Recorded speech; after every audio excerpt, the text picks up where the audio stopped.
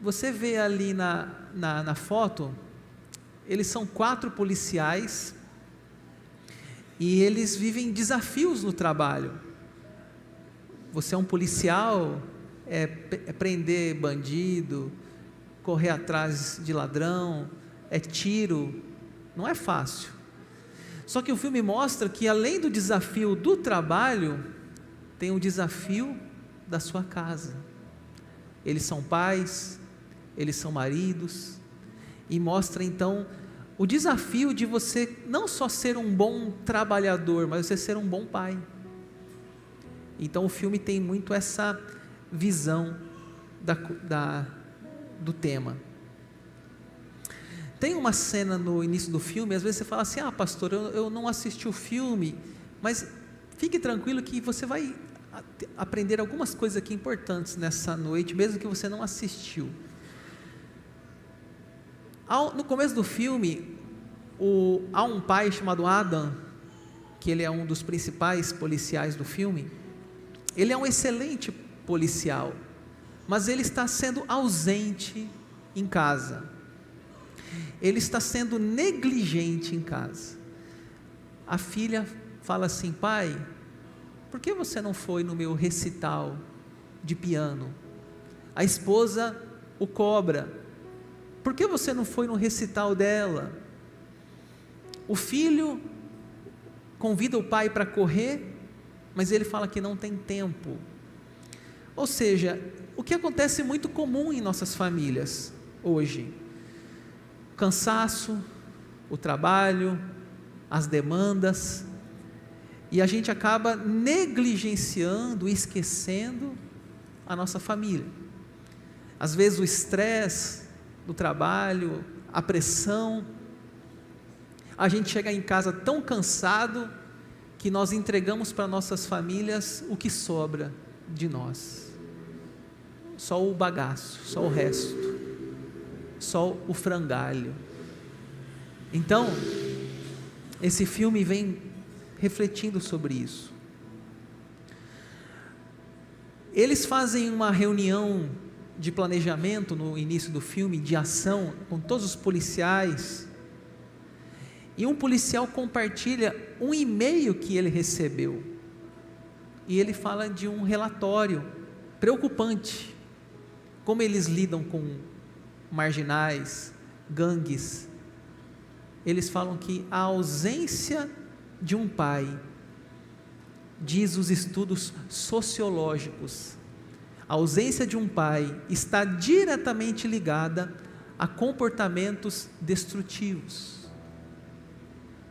A ausência de um pai está ligada à evasão escolar, à violência, a gangues, a vícios, drogas. Podemos dizer então que um grande problema da nossa sociedade hoje está na família, está na casa. Olha como está o nosso país, olha como está as escolas, olha como está a sociedade. É fruto da família. Se a família vai bem, a sociedade vai bem. Se a família vai mal, a sociedade vai mal. Isso é um diagnóstico social. Porque se um pai não confere a bolsa do seu filho, a polícia faz na rua. Se um pai não acompanha o seu filho, a escola tem que acompanhar. Se um pai não ensina a palavra de Deus para os seus filhos, a igreja tem que fazer. Então, a escola, a igreja, a polícia, eles são apoiadores da família, mas a base é a família. A base.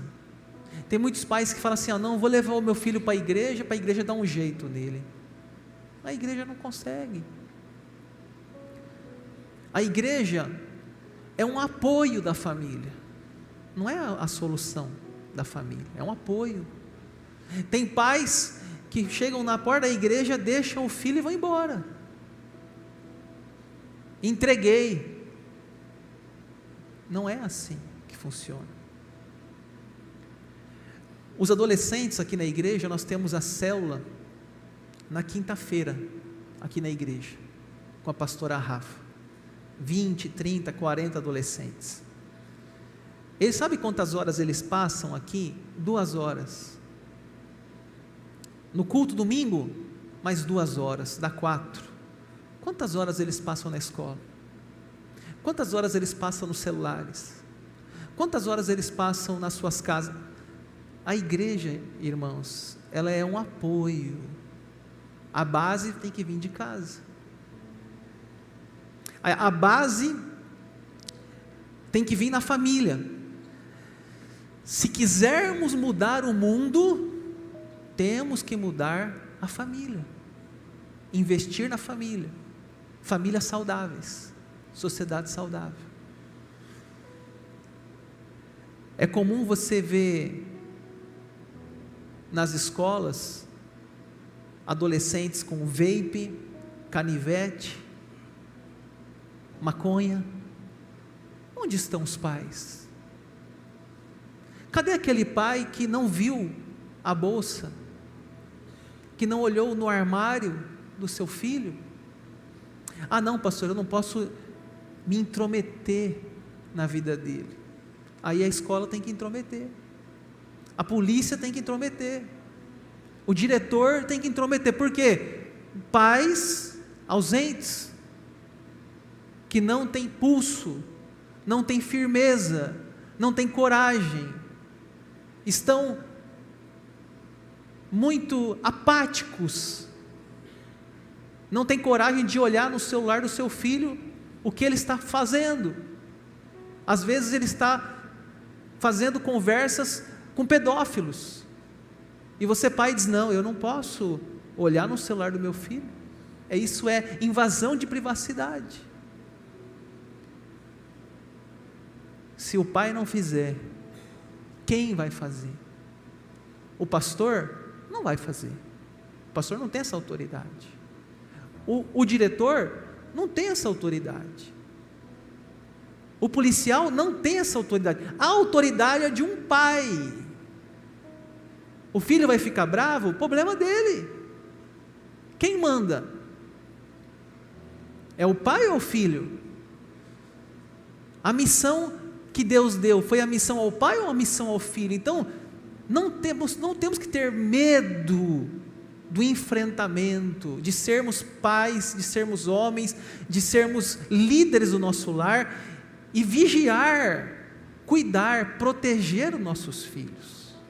Isso é para o bem deles. Talvez eles não entendam, mas é para o bem deles. Então, se quisermos mudar o mundo, começamos em casa. Se quisermos uma nova política, uma nova nação, sem corrupção, sem desvio de verba, comece em casa. Começamos com as crianças, começamos com nossos filhos, porque vai vir uma nova geração que vai assumir os lugares, e eles precisam do nosso exemplo,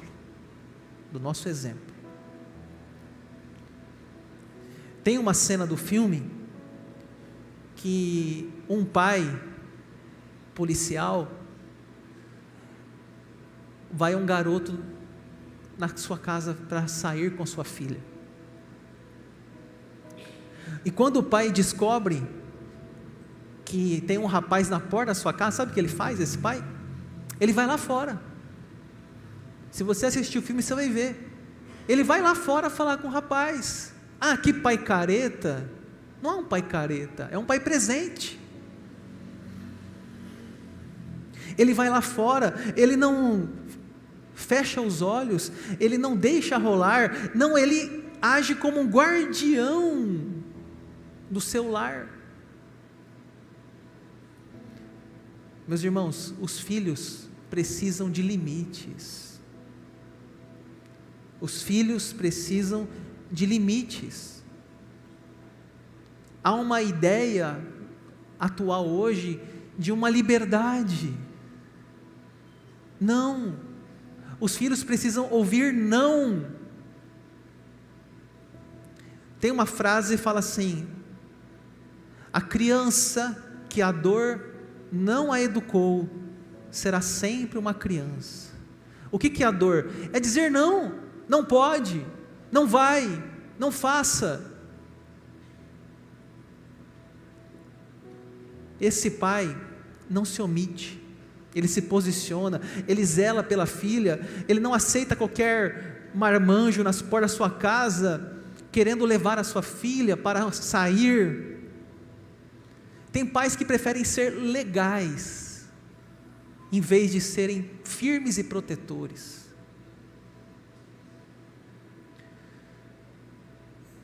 Imagina essa menina, o cara foi buscar ela de carro no filme, ele tem acho que 17 anos, o que poderia acontecer com essa garota de 15 anos?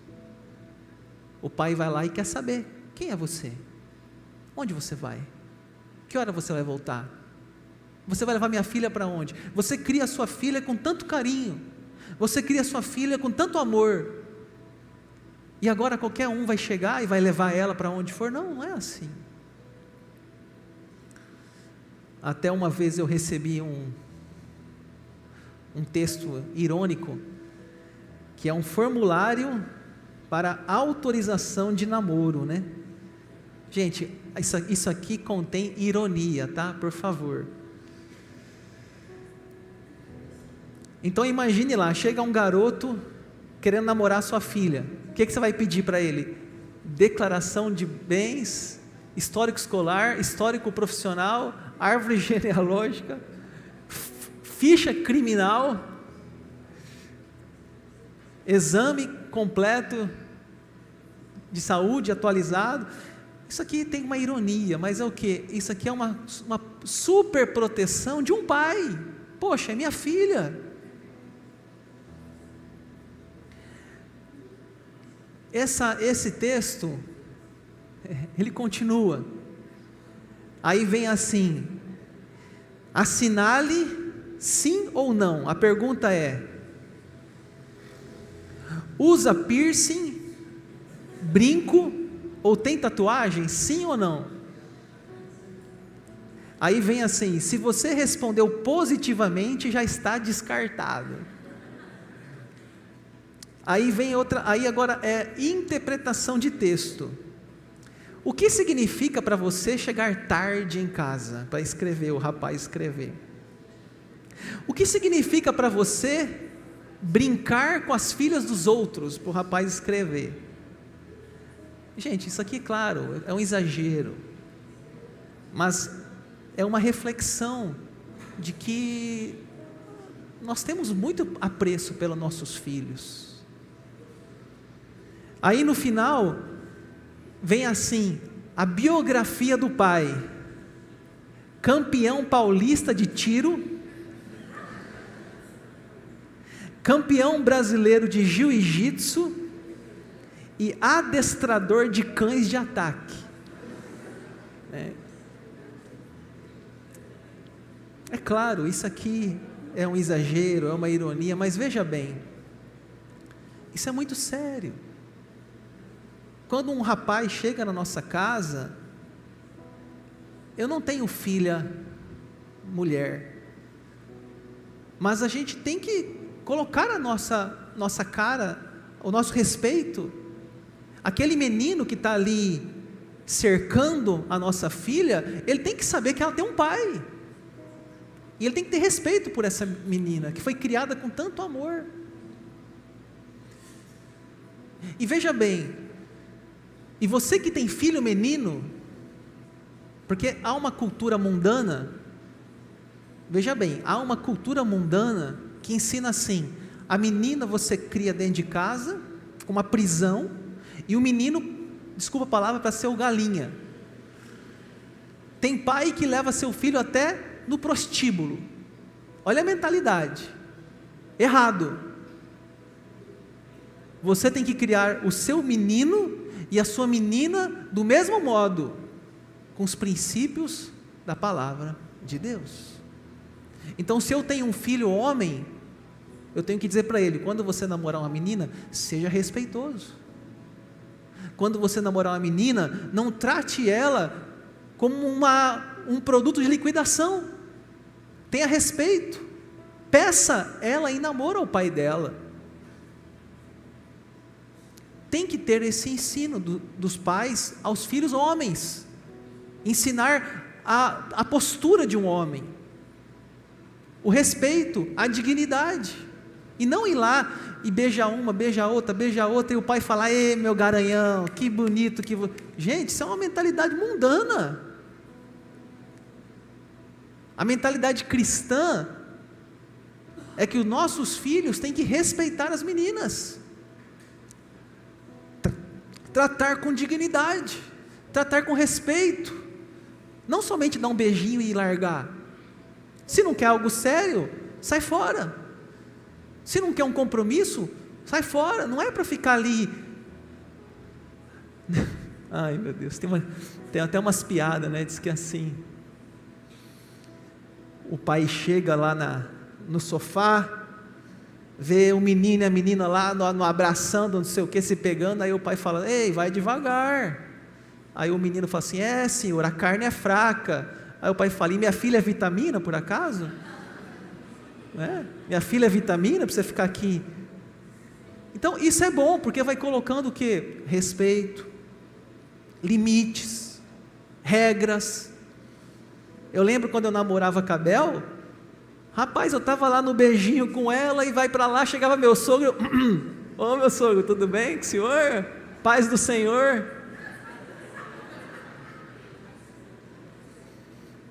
Poxa, ela tem um pai. Eu lhe devo respeito. Eu lhe devo, porque ele criou essa menina. Ele criou com todo cuidado. Quem sou eu para invadir aquele lar?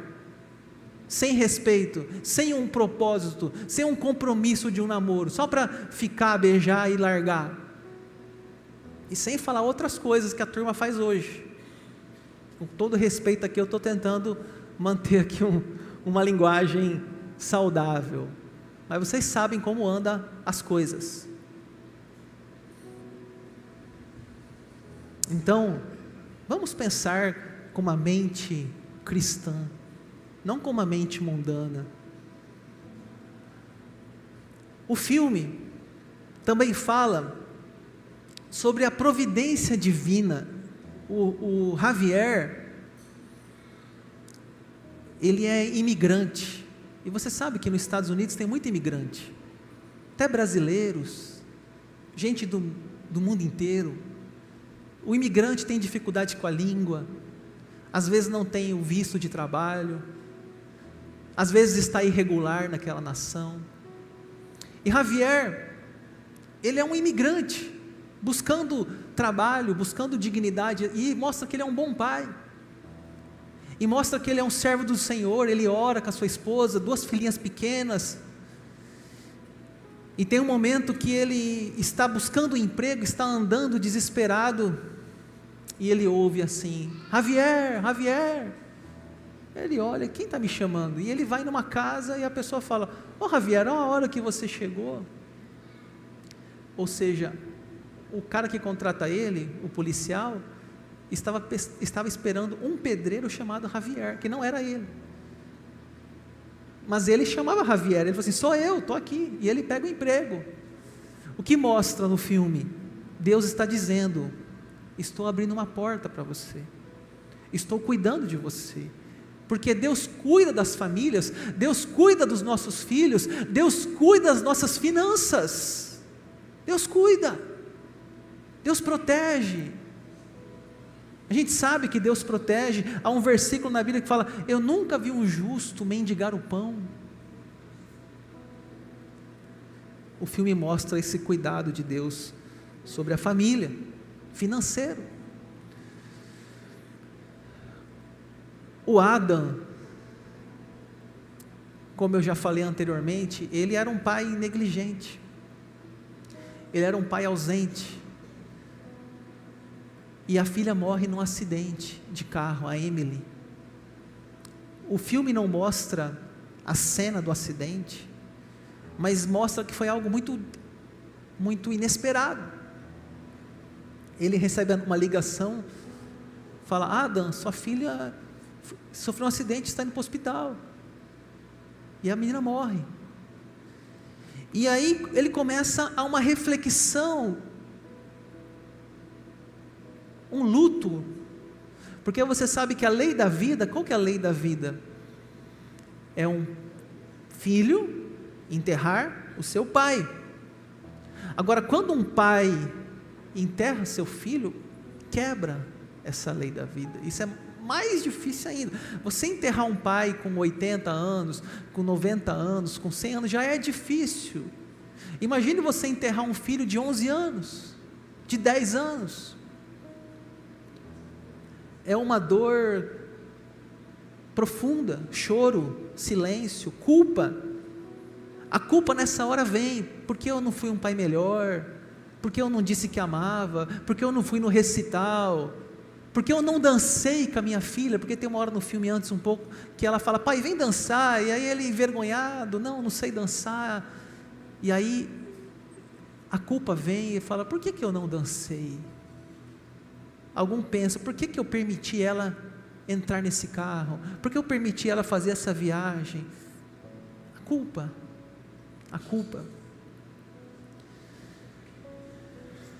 E a lição do filme é o quê? A vida é curta, o presente é agora. Viva a família, viva os seus filhos, porque a gente não sabe amanhã, a gente não sabe se estaremos vivos. Valorize cada momento, dance com seus filhos, vá no recital, porque amanhã pode ser tarde. E depois que ele passa pela morte da sua filha, ele começa a mudar a sua relação com o filho mais velho. Ele pensa: poxa, já perdi uma, agora é hora de eu me dedicar com o outro. Às vezes acontece uma tragédia na vida para ter que colocar algumas coisas em ordem. E o filho, uma das coisas que ele gostava, além de jogar videogame, era correr. Só que ele nunca se mobilizou em correr. E ele começa a correr com o filho. E o filme chega a falar que ele corria 8 quilômetros. Aparece claramente no filme 8 quilômetros. Quem aqui já correu, ou quem pratica corrida, sabe que 8 quilômetros não é uma distância curta. Se você, por exemplo, não pratica atividade física, nunca correu, você não vai chegar hoje e colocar um texto e falar: vou correr 8 quilômetros. Você não vai conseguir. Você vai correr 100 metros, cansar e andar, vai correr mais 200 metros e vai andar, você não vai conseguir fazer uma corrida de 8 quilômetros. Então ele começa a se preparar, ele sai da zona de conforto, ele compra um tênis, ele começa a tentar entrar no mundo do filho, para que ele possa participar de algo que o filho gosta. Então você veja na foto, ele está suado. Por quê? Porque ele decide ser mais participativo no mundo do seu filho.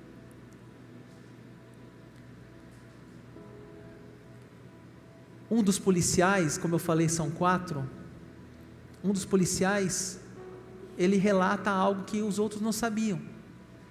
Ele relata que ele tinha uma filha que ele conheceu a mãe na faculdade, até chega a falar que ela era líder de torcida, aquelas meninas que ficam com pompom nos Estados Unidos, aquela coisa toda. E ele conheceu essa moça, teve uma relação, engravidou, e ele nunca foi atrás, ele nunca foi um pai presente. Engravidou a mãe e abandonou. Só que aí, quando ele começa a conversar com os outros policiais sobre a morte da filha do Adam e outros exemplos, testemunhos da Bíblia, da igreja, da fé, da vida cristã, esse policial começa a pensar: poxa, eu preciso então olhar para minha filha. E aí ele escreve uma carta para a mãe da menina, pedindo perdão, pedindo desculpa pela sua ausência, e ele manda um cheque para ajudar no pagamento das despesas, mostrando que ele está disposto a mudar, aproximar, sabendo que o passado não volta, mas que ele pode fazer algo diferente no presente e resgatar a sua paternidade.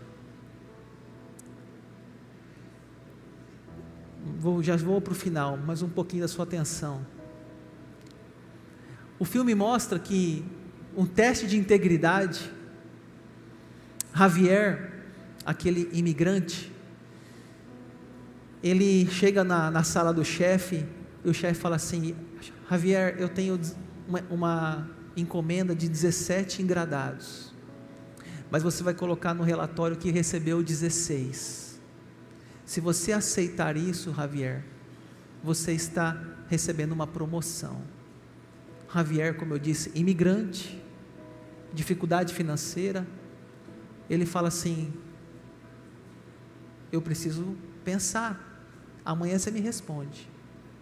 Ele chega em casa, conversa com a esposa fala: mas Javier, se você fizer o certo, você vai ser mandado embora. Eu sei que o certo tem que ser feito, mas e a nossa família? Mas ele decide fazer o que é certo. Ele chega lá no outro dia e fala assim: e aí, Javier, você vai aceitar escrever 16 ou você vai desistir? Ele fala: eu não vou aceitar, eu não posso fazer isso. O homem se levanta, dá a mão para ele e fala: parabéns, você está contratado. Era um teste. Aí ele vai saindo na porta, o que está na porta dá um tapinha e fala assim: rapaz, já estava ficando desanimado, ninguém passava no teste. Um imigrante, talvez ninguém dava valor, foi lá e fez o que era certo. Ele pega o telefone, liga para a esposa chorando: tudo bem, Javier, Deus vai abrir outra porta. Ele: calma, nem falei ainda, eu fui contratado. É uma cena maravilhosa. Depois você pode pesquisar lá no YouTube, cena do filme Corajosos, teste de integridade, você vai ver que é uma cena belíssima. Eu vou encerrar aqui com o último tema do filme. O filme, os policiais, eles escrevem um documento, e nesse documento eles falam que eles querem assumir um novo estilo de vida, serem mais comprometidos com Deus e com suas famílias e com seus filhos.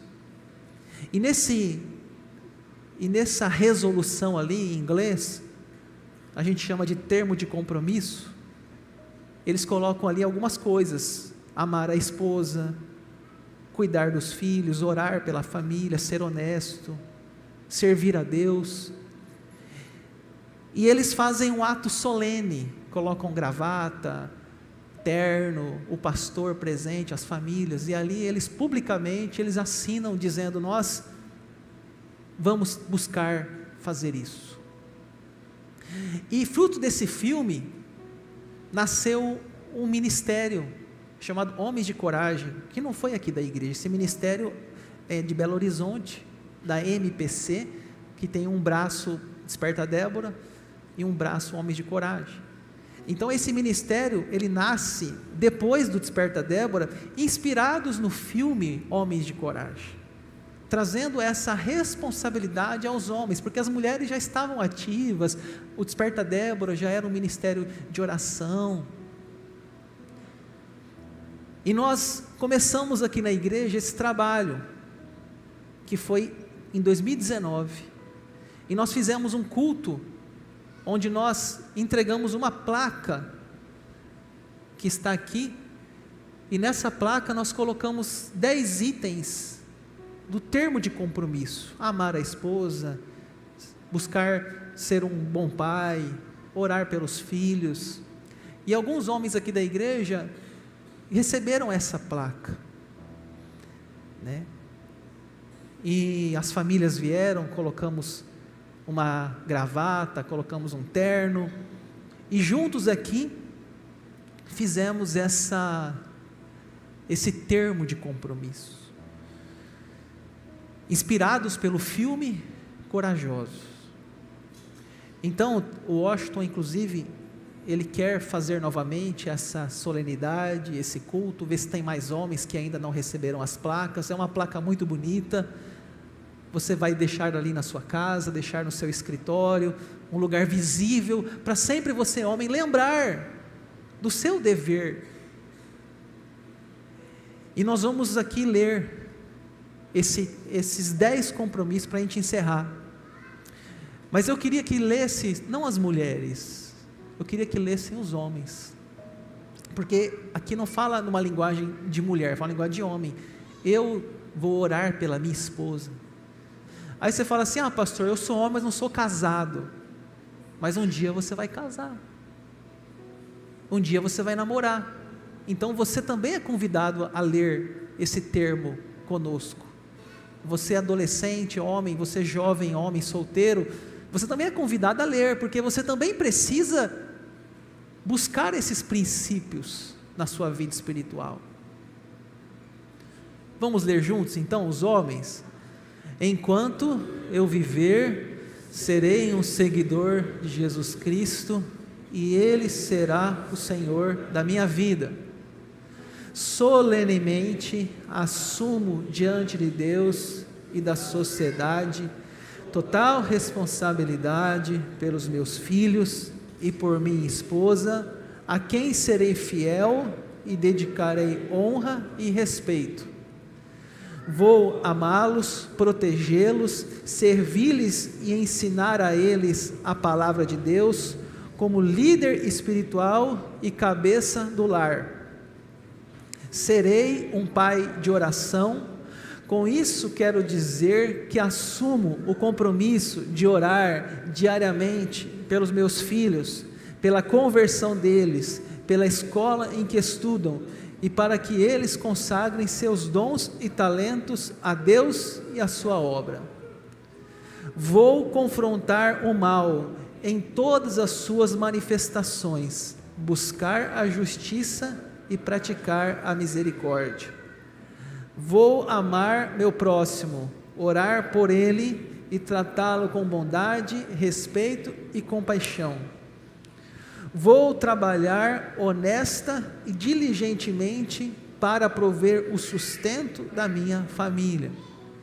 Vou perdoar os que erraram em relação a mim e pedirei perdão àqueles contra os quais agi erroneamente. Vou aprender com os meus erros, arrepender-me dos meus pecados e andar com integridade como um homem responsável diante de Deus e da sociedade. E por último, vou trabalhar corajosamente com a força dada por Deus para cumprir este compromisso pelo resto da minha vida. Assumo ainda, no caso de algum fracasso, o compromisso de começar de novo, sempre na dependência do Pai Celestial. Esses são os 10 compromissos que nós fizemos naquele dia aqui na igreja. E vamos, quem sabe, refazer esses compromissos. Uma última coisa. Um dos policiais era corrupto. Os 4 amigos lá, um estava escondido ali no meio. Quando chegava a apreensão de drogas, cocaína, ele escondia um pouco para ele. E os amigos o confrontam, os amigos o denunciam, e ele vai preso. E depois ele reconhece, ele fala: eu sei que eu errei. O que nós aprendemos aqui no final? Nem todos os homens vão cumprir esse compromisso. Muitos aqui vão ouvir a palavra, vai entrar de um lado, vai sair do outro. Nem todos vão estar buscando os valores do Senhor.